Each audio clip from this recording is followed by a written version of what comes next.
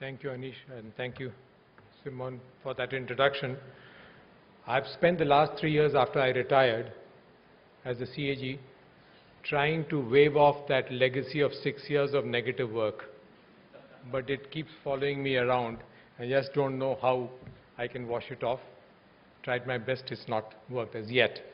The Banks Board Bureau, as you all know, was given birth to out of the report of Dr. P.J. Nayak, who was a former CMD of Axis Bank, in which the issue which has been bothering government and public sector banking at large is the political interference which takes place in public sector banks. Now, the idea is to try and distance public sector banks stakeholding away from government bring it into a holding company, which Dr. Nayak in his report had called a bank investment company. Now, that holding company would be a professionally run holding company, and it would manage the stakes of these banks and do all the appointments and other things of the banks, appointments of CEO, maybe the chairman, non-official directors, and senior management also. But as stage one, after the BBB has been created, firstly, we have already gotten to the job of engaging with appointments of chairpersons, CEOs, and whole-time directors. We still do not have the mandate to appoint non-official directors on the boards as yet. That's something which is work in progress. Number two is the entire issue of strategizing on the stress that these public sector banks are carrying on their books. Now, whether they can be resolved there, whether they can be moved out, warehouse somebody else, whether it should go into ARC, set up a bad bank, etc., etc., that entire thing is being discussed. Then over a period of time, it's been the feeling of government, and I guess you would also agree with government on that, that having 28 public sector banks was really kind of thinly distributing the capital that government could put into it, as well as the functioning of these banks also were getting vulnerable. So the feeling in government is that we need to consolidate some of these banks, and as you must have seen, the low-hanging fruit was first the subsidiaries or the associates of the State Bank of India. The advantage in that is that the HR culture across the subsidiaries and the State Bank just about the same. So low-hanging fruit in the sense that whether there is going to be political intervention, opposition to it, what would the unions think about this consolidation process, and how, and hence test the waters. And you've seen it happen. 5 of them, the merger was announced, the merger process is on. Yes, there was some political opposition, but it was kind of muted. It wasn't that much of a problem. So was the union opposition to the entire process. The union opposition was there, I would feel, more for the sake of form than for substance itself. So testing the waters, the experience has not been bad at all, which gives the feeling that going forward, consolidating with the rest of the public sector banks, the process would be manageable. How it's going to be taken forward, of course, we are in the process of discussing various strategies on it, how to take it. But the more important thing is, unless the books are cleaned up, the process of consolidation would not be properly, prudentially managed, because you really don't know what is the health of the balance sheet of a bank today. So if you are going to look for a bank with complementarity with another bank, you don't know how much is the stress that they carry. So we are in the process of trying to clean up these books at the least up to 31st March to the extent that they can be cleaned up, and then take a view. So any consolidation that takes place will take place earliest in FY 17-18 only. 2-3 models have been worked out. I've talked about it otherwise also, because today I guess just about all banks, even the larger banks, are very vulnerable. They're not so strong as they used to be, say, about 6 years back. So just merging a small weak bank with a large bank is not going to make the merged entity any stronger. There will be some stakeholder problems also in that. So the thinking is going forward, maybe in phase 1, we make 2 large banks merge with each other and create an entity which is, say, well, if not the size of SBI, fairly large. And then in stage 2, after that merger process is more or less consolidated, then you put a smaller, weaker bank into it. It will be able to withstand the stress at that point of time. That's the kind of thinking which is going on. Going forward, let's see how we play it out. But at the present moment, the idea is just to clean them up, to get a better idea about what the balance sheet looks like. The last of the mandates is, as I mentioned right in the beginning, that lay out the roadmap for setting up the Bank Investment Committee. In government's thinking, the BBB is supposed to morph into the Bank Investment Company. But how long it will take, 2 years, 3 years, 4 years, is anybody's guess just now. Because actually to be able to hive off the stake from government directly, away from government and into a Bank Investment Committee will require a huge amount of political will. Very frankly, I don't see it happening 2 years hence, because that will be the election year. I mean, I'm being very frank about it. But considering the fact, and some of you would remember, that in 2003, the then NDA government, the complexion was the same as of today, had introduced a bill in Parliament which proposed to draw down the government stakeholding in public sector banks to 35%. Of course, it couldn't be driven to its ultimate, to conclusion at that time, because 2004 elections, the NDA lost out. And the government that came into power was UPA 1, and UPA 1 with outside support from the left parties. So there was no way in which government stakeholding was going to be drawn down below 50. Now, could be possible that that kind of mental makeup prevails, and we have a situation where, considering professionalism, considering compensation package, considering being able to recapitalize these banks, etc., there is some thinking somewhere at the political level to draw down the equity, be below 50, but it's not borne out as yet, especially because the IDBI process seems to have been put onto the back burner at present. So that's where it stands. The process of cleaning up the balance sheets, strategizing on it, we've actually put it into 3 buckets. The first one is SME, MSME, agriculture kind of loans, where it can be cleaned up at the bank level itself. Number 2, and the larger numbers, would be the mid-corporates, where we have created a oversight committee as an intermediate level, only to provide some comfort to the boards or the CEOs of these public sector banks. We need to understand the difficulties of the philosophy of the public sector banks. The thinking is that this problem was created 5 years back, 4 years back, by a generation which is not at the head of those banks just now. So why should they stick their necks out in trying to clean it up today? Now that is the issue in which we had to give them some element of comfort. So we've created this oversight committee, which comprises of a former Central Vigilance Commissioner and a former chairman of the State Bank of India, who was also a Vigilance Commissioner.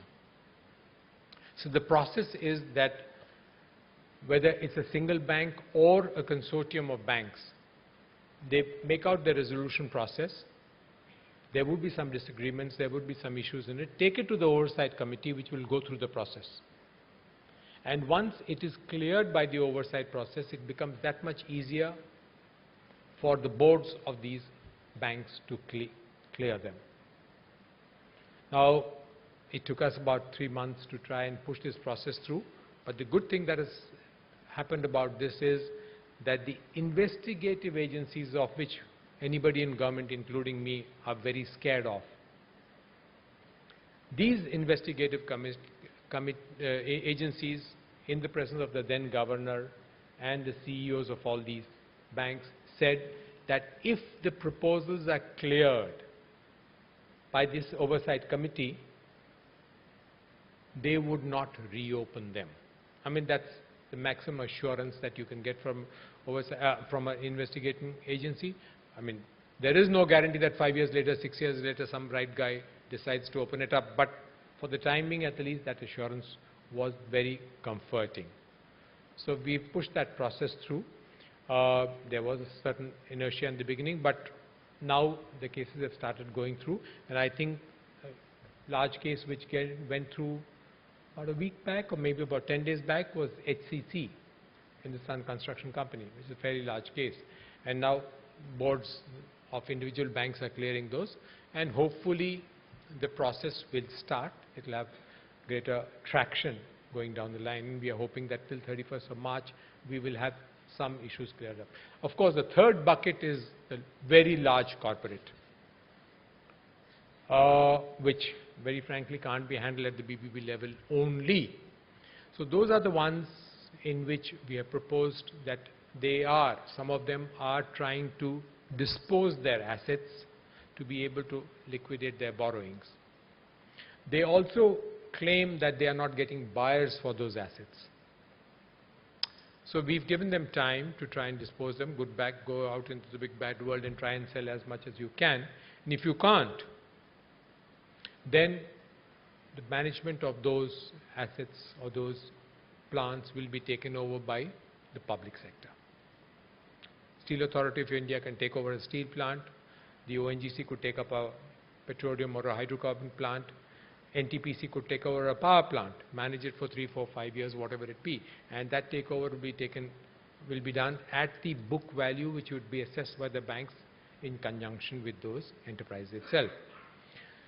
Now, this decision was taken and publicized about a month back, probably less than a month back, about 3 weeks back. It is proving to help in the process of what I'd say cajoling some of these large corporates to dispose of their assets, genuinely try and dispose of their assets, which hopefully will again see some traction. You've seen 2, 3 sales which have taken place in the past fortnight or so, and hopefully going down, some more will come. They are in the pipeline, we are aware of that. So the advantage of this is, number one, it's disposal from one public sector, from a public sector bank book to another public sector unit. So valuation doesn't create that much of a problem. The other issue is that it provides a kind of a deterrence also to agencies who are being lax, or corporates who are being lax in wanting to dispose their assets. Now, that's where we stand today. I'd be only too happy to seek your guidance on how to take this forward. We are struggling with lots of these problems, and hopefully some point of time we should be able to get some traction on some of these avenues at least. Thank you.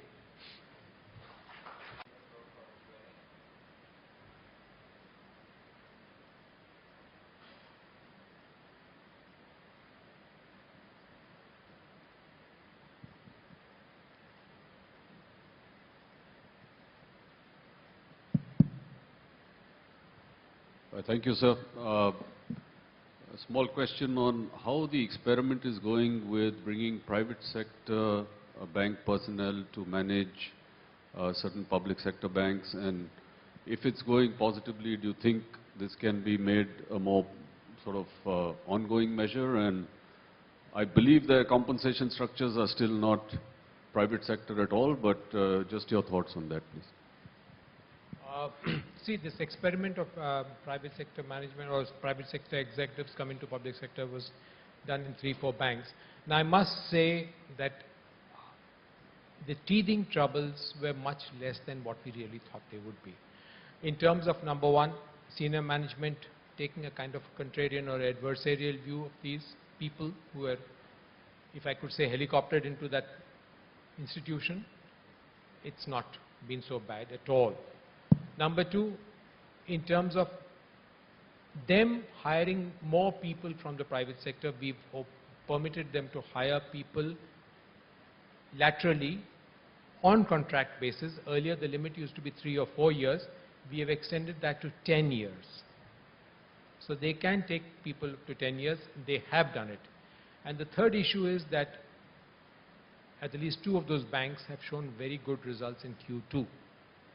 So I would think that that experiment is working, which is encouraging us to take it forward. You raised the issue about compensation package. Yes, that's a very major part of the dilemma that we face. Just to explain, see, compensation package has 2 elements, the fixed element and the variable element. For you guys, the variable element is much larger than the fixed element. But unfortunately, in public sector, the fixed element is not only larger, there's a certain element of sanctity to it. So people like us in the BBB, we can't mess around too much with the fixed part of it because it's fixed across a culture of public sector institutions, maybe NTPC, maybe ONGC, maybe STC, etc. But what we are doing is we are now trying to fiddle around with the variable part of it, and it's for the first time that we will be introducing, but we'll introduce it only from the next financial year, ESOPs, bonuses, performance-linked incentives, and some non-monetary perquisites also. So we are playing with each of them. We have had some presentations, some models of ESOPs, for example, to which we are totally, what should I say, strangers, because in public sector it's not been experimented with at all. So we are going to make the compensation package far more attractive. But of course, I don't make a claim that it will be anywhere near what the private sector provides today.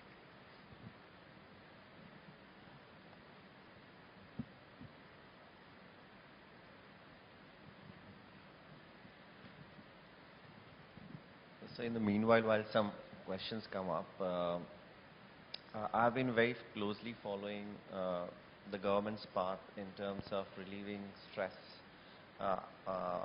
on the banking system, and they have taken various steps for that. Do you think that the government is going in a right direction, and we are seeing results of that in a very major way? Or do you think that we are a lot of time away from that? See, considering the options available to us, I don't think government could have done any better in terms of the measures they have taken. We could have differences on how fast they should be operating. Now, you're all aware of the fact that one point of time there was a huge amount of debate, it continues, that there should be a bad bank created and all these assets be hived off and parked into the bad bank. But look at it this way. We have 14 ARCs in the country. In fact, the 15th was created only a couple of months back. It was Ambit and JC Flowers, I think, isn't it? How much of assets have they been able to resolve in the last, say, about 12 to 14 years that they have been in existence? So either we have a problem of appetite, or we have a problem of skill sets. Somewhere that resolution mechanism is not working. So we really don't know whether we should hive off these assets from the bank books. There are 2 dangers. One, you hive them off, it becomes business as usual as far as the bank is concerned. There is no guarantee that they won't run into problems which they had run earlier. Number 2, you hive it off, take it off to a different, maybe a bad bank or ARC, whatever it is. What do you do with it there? Do you have professional skill sets of people over there who can, handle them, either dispose them off or hand over management control to somebody else to be able to run it professionally? And that's where the bind comes.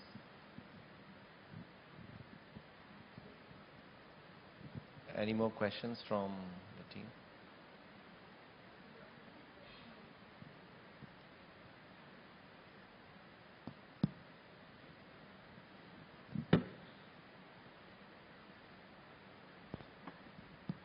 Hello. good. You have given a good insights into various steps you are taking to clean up the stress in PSU banks. Is it possible for you to throw some numbers in terms of over next 2 to 3 years? How do you see the gross NPA, including restructuring assets, as a percentage of compared to right now? Where do we stand? I don't think I'll risk providing numbers just now. Maybe at the end of Q3 we'll be in a better position to be able to provide those numbers, because we really don't have a feel of which way the bulk is moving. I can cite some examples to you. The examples that I can cite to you only give us the encouragement that it's moving in the right direction. But if you ask me for numbers, I will not be able to provide them to you. Only when Q3 results come out, we'll be in some kind of a position to be able to provide. And would you like to give your color on the recent this currency, what the steps government has taken?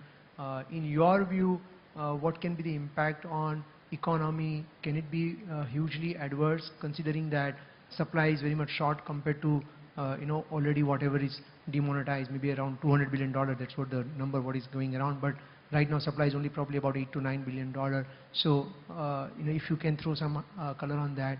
Do you think this problem can be longer? And if that happens, then there can be a fresh addition in NPA, particularly from the SME side of business of PSU banks. You know, in Delhi, till about a week back, I live in Delhi. In Delhi, till about a week back, till Monday of last week, we used to be very concerned and cribbing interminably about the pollution problem that Delhi was facing. Government came out with one single window, one measure on Tuesday. We've forgotten all about pollution. We don't talk about pollution anymore after what government did on the night of November 8, which was Tuesday of last week. That's the demonetization that you talk about. Nobody talks about pollution in Delhi. We've been overtaken by a bigger problem. See, let's look at it like this. A huge amount of money in the last 1 week itself has come into the banking system. Could be 2 lakhs to 3 lakh crores would find its way in. This would be a huge amount of float which would be available with the banks. This would add to their CASA. And to a very large extent, this money is coming in through large accounts, maybe even coming in through Jan Dhan accounts, which were 240 million of those accounts were opened in the last about 16 to 17 months. Now, there are 2 aspects to it. One is, in case there are bankable schemes available, the banks would be able to deploy this in capital creation and invest it on bankable projects. The other is, even if that is not there, then banks, what's the option? They won't keep the money idle, they'll go into bonds. So I would sincerely feel that this money which was in the market and was not coming into the formal economic system, at the least has been driven into the formal economic system. To that extent, it will do a whole lot of good. But yes, you have a point, because a large amount, especially in the rural areas, the economy was working on cash. So there, Q3, maybe beginning of Q4 also, we are going to have a hit. But I think that the worst in terms of public inconvenience is over. Those guys who are standing in the queue now are the repeat guys who are standing in the queue for, as a proxy for somebody else. So their problems have been sorted out. So the convenience aspect, at the least the worst of it is over. Let's see how much of the funds come back. And you talked about 8,000, 9,000 crores that you talked about. Soon we will get a better estimate of how much of those funds come back. And I would sincerely believe that in the long run, it will do a whole lot of good as far as the banking system is concerned. So, short time, yes, Q3, Q4, the economy may take a hit. Maybe even that the benefit of the good monsoon that we have got may not really work out to our advantage. But I guess in the long run, it should do a whole lot of good. But the problem is then the next step is GST introduction, correct? And there again there is a lot of uncertainty. And then by the time there is some clarity, then there is again monsoon, because June is monsoon. So No, but why do you say there's uncertainty in it? Because now government is more or less firm on the fact that the financial year will be advanced, 1st February I think now. And hopefully GST is going to be passed. I mean, this session they are supposed to be introducing it. Of course, there are going to be disruptions, there are going to be the kind of problems that we usually see in the legislature. But there, in terms of the GST Council, in terms of participation by the states, the government has huge amount of assurance that there will be positive support for it. thank you, sir. Sir, I had one question. This was regarding something that you said earlier.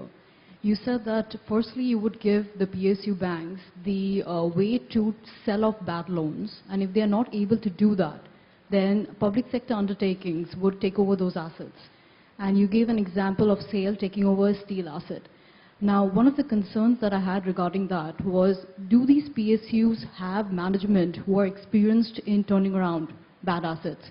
If not so, will these companies or PSUs be plagued with bad assets which they have been forced to take over? You're absolutely right. It's a very valid argument because the public sector institutions are not the most efficiently managed entities by themselves. We are quite aware of the fact. What is the option? The option is that these corporates continue to play us along and say we are selling, we are not finding a buyer, what do we do, what do we do? 1 year down the line, everybody will forget the story, it will become business as usual, banks will take a huge hit, write-downs will take place, haircuts will be there, and they continue with the units themselves. Which means 5 years, 6 years, 7 years, you just don't know. These guys will come out in some other form, or you will have another set of corporates repeating the same. So somewhere you have to provide a deterrence. Now, for example, an institution like, say, Electro Steel, I don't know if some of you are aware of it, or Bhushan Steel. Electro Steel is located in Jharkhand. SAIL is very nearby. And SAIL is certainly not short of manpower. In fact, they have enough and more that they can share with any number of people. They can easily manage it. So 3 years, 4 years, and each of these plants, mind you, are fairly new plants. They're modern plants. So what is the option available with this? Really, I mean, tell us, how do we go about handling this kind of a situation? Or do we allow these corporates to continue stringing us along or stringing up government or the banks along, and ultimately banks take the hit? So in terms of alternatives, what are the alternatives available with either the public sector banks or banks in general or government in particular? That's why this avenue which has been opened up. Thank you. I had a question on the banking structure that you earlier laid out. You mentioned the low-hanging fruit is the SBI affiliates, and then maybe after that there could be 2 or 3 of the larger banks coming together. I know it's early days, but in your mind, a private sector bank getting a part of, because you mentioned there are 28 public sector banks. So maybe a private sector bank taking on a public sector bank, is that, I know it's several years away, but in your mind, how do you see that playing out, and how far away do you think, given the bureaucracy as well as the HR issues and unions, how far do you think that is really speaking? Well, a private sector bank taking over public sector bank, I don't know, I doubt the wisdom of the private sector bank taking it over. Because it would have to take over the entire workforce or the strength, because in public sector, anything else that we may do, which government has given us the freedom to do today, but we don't have the authority to issue pink slips. Retrenchment is not going to take place. So if a private sector bank were to take over a public sector bank, number one, as I said, I doubt the wisdom of that private sector bank. Number two, I think it will be a difficult thing to happen. We'd run into a whole lot of statutory issues, because what would the holding would have to come below 50, and the statute says the holding cannot come below 50. So we'd have problems on that score, and I don't think in stage one that would be possible. Going forward later, if government introduces a bill or something like that which says that the stakeholding can come below 50, well, it should be feasible. That was the experiment that was being tried by IDBI with IDBI Bank. For the time being, it seems to be on the back burner. But if that experiment succeeds, maybe it would give us traction to go forward on the suggestion that you've given.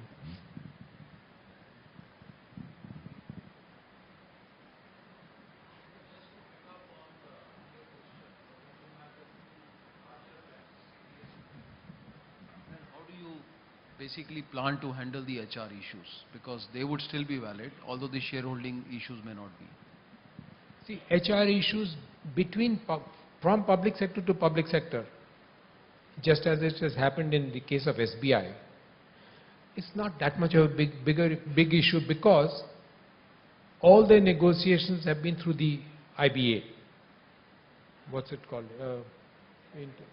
Whatever, the Indian Banks Association, you know. All the negotiations have been through that. So whether it's officers unions or it is staff unions, there is a certain degree of uniformity in the pattern being followed. So HR in any merger is always a major issue, no doubt about that. But HR wouldn't be that much of an issue even among large banks, you know. But sir, if you were to bring down the operating expenses, then this would be a significant component. And even cost to income, yes. Because we can't retrench people, cost to income would become a problem, would be a problem as it is today. I acknowledge that fact. But that's something that public sector will have to live with, there's nothing you can do about it. So then how does a merger between the two larger banks really help? I mean, if you're not really wanting to look at with a new slate, with a new template. Okay, I'll tell you. Today, you look at a Bank of Maharashtra or you take a Dina Bank, how much can they spend on their IT platform? How much can they spend on training their people on skill sets that they have not been exposed to, maybe risk, maybe appraisals, things like that. And also the problem for government to be recapitalizing them to the extent that they would want. The moment you merge these 3-4 into a larger entity, the capacity of that entity to be able to spend on each of these activities that I just mentioned would become much easier. SBI today finds it much easier to be able to spend on its IT platform or its training institutions or on hiring skill sets which are not available with them just now than, as I said earlier, Dina Bank of Maharashtra would be able to do. So those kind of issues would be taken care of. For example, those 5 subsidiaries of State Bank which merged into the State Bank were having all the same problems. So without retrenchment, maybe some point of time we do come up with the, what do you guys call that, BRS, golden handshake or something. We may come out with that. But golden handshake, the problem always in public sector is that you do not have the option to send a guy out. He exercises the option. So you might be stuck with the dead wood. And the good guys hopefully get body shopped and go away to other institutions. So in terms of HR issues, public sector plus public sector, it's not that much of a problem. And we are seeing it kind of roll out in the SBI case. One more question. The first phase of AQR has been done. We are clearly seeing an uptick in the economy, except for the last disruption which we have seen, which hopefully should we be able to ride through. So do you think we are called it more or less at the bottom, or do you see more skeletons coming out of the closet? Thank you. Yeah, that was a major cause of concern for us also.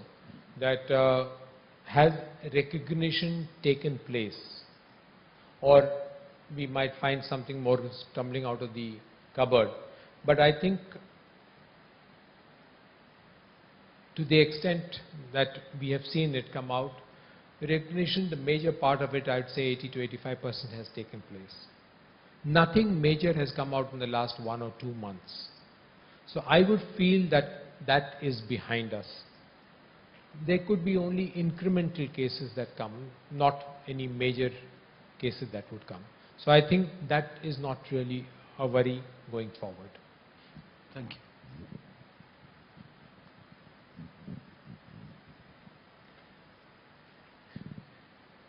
Any more questions?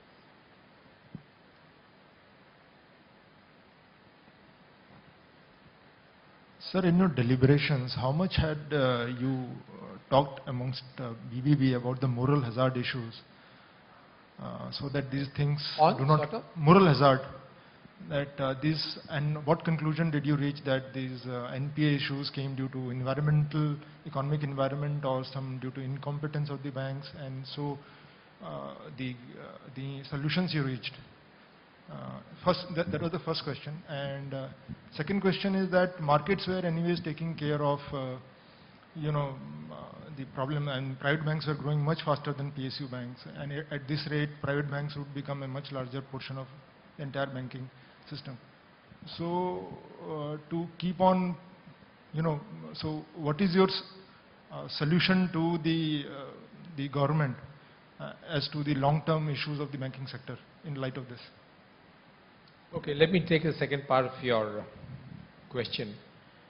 I don't subscribe to your confidence that private sector banks will overtake public sector banks. I'll tell you why. Private sector banks are only crowding retail space.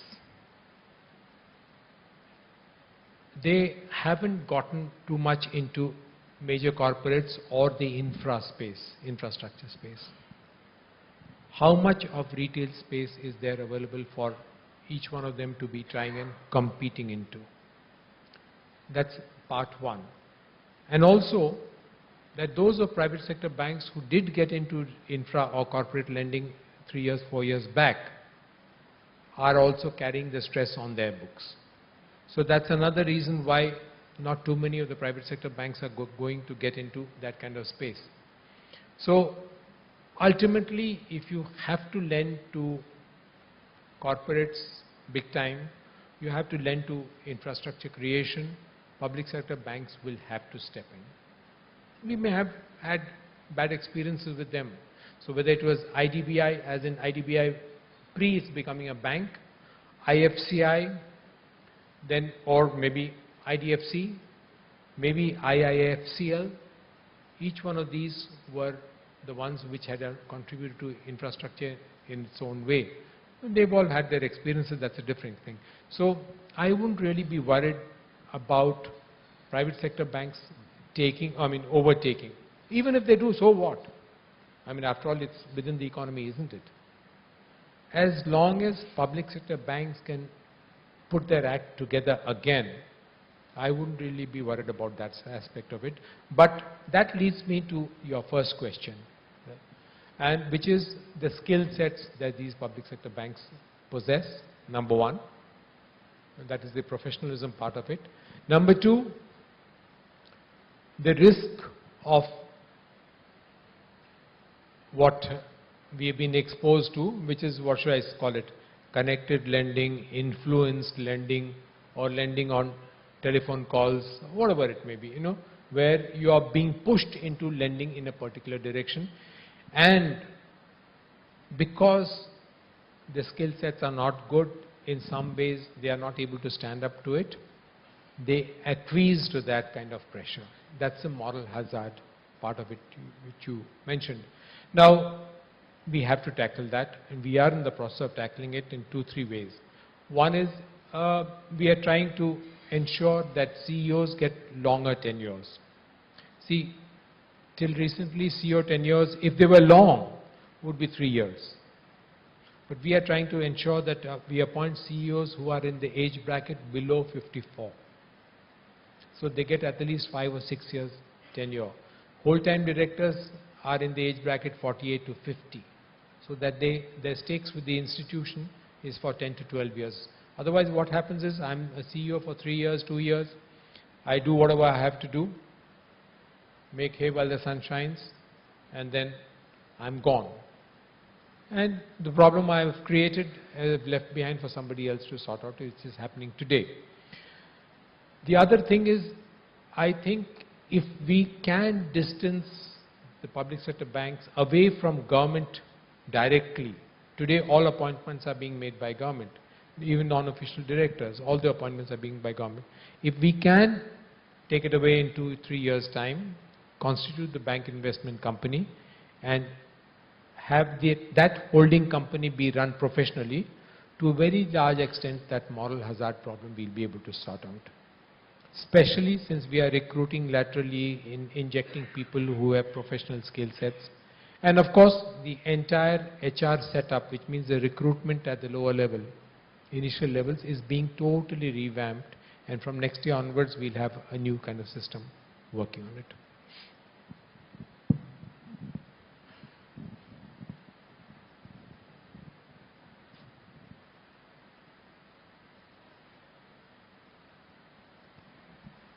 Hello. So today, Governor Subbarao spoke about moral hazard, about utilizing the funds that you would be saving. RBI will be having a cut in their liability and using those funds as profits or in some other avenue. There is a problem with that. Can you share your thoughts on that? Can government really use it for other things like recapitalizing banks or whatever else? Where did Subbarao speak about it? I'm not privy to that. It's mentioned in one of the newspapers. I can... Okay, I don't know, because Subbarao and myself, Subbarao for now 3 generations back as governor, we are both together joined an institution in the National University of Singapore. So we sit there most of the time. He's there presently. So I was wondering where he made the statement. See, what's going to happen is, it is going to add to the profits of the Reserve Bank to a large extent. Because this legal tender which says I owe the bearer, or what is it, I promise to pay the bearer. So 2 lakhs, 3 lakh crores of those so-called IOUs will disappear, isn't it? Now, the difference between demonetization and what has been done today is, in demonetization you actually destroy the currency. You take it back and destroy it. Today you may not get that currency back. So it's like a missing person who after 7 years is deemed to be non-existent or dead or whatever you may call it. It's an issue which will have to be looked into in the statute books as to how best the RBI can handle this kind of money, and that whether this money could morph, number one, into recapitalizing banks or be taken as dividend and payable to government. That issue is under examination just now. What exactly does the statute say? Because we find that a huge amount of money will be coming in, which will come directly as some kind of a profit to the RBI. Thanks. Can we have one last question?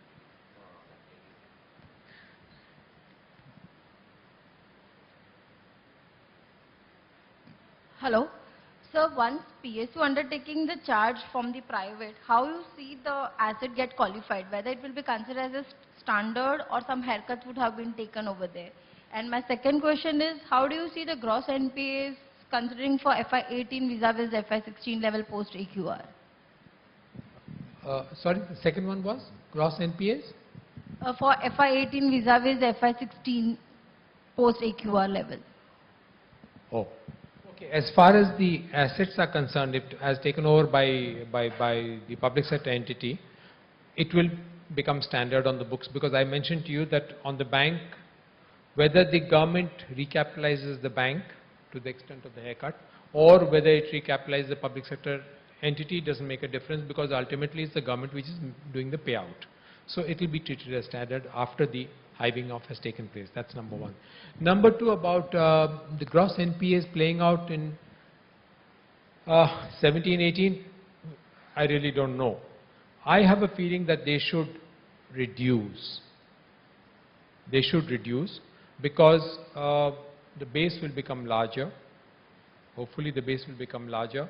And the worst in terms of NPA recognition is behind us. It should remove that. I mean, the results that are showing are encouraging. In fact, Q2 results which are now coming out appear to be encouraging. So I would believe that if it is not reduced, it will certainly not increase. So it will be maintained at what it is.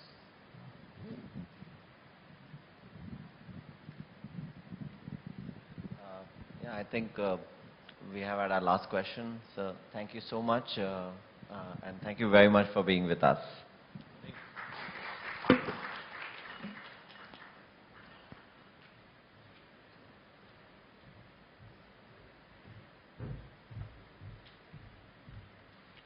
Thank you, sir, for your deep insight on how we would go about cleaning up the PSU balance sheets. I would request you to accept one small memento as a token of our appreciation.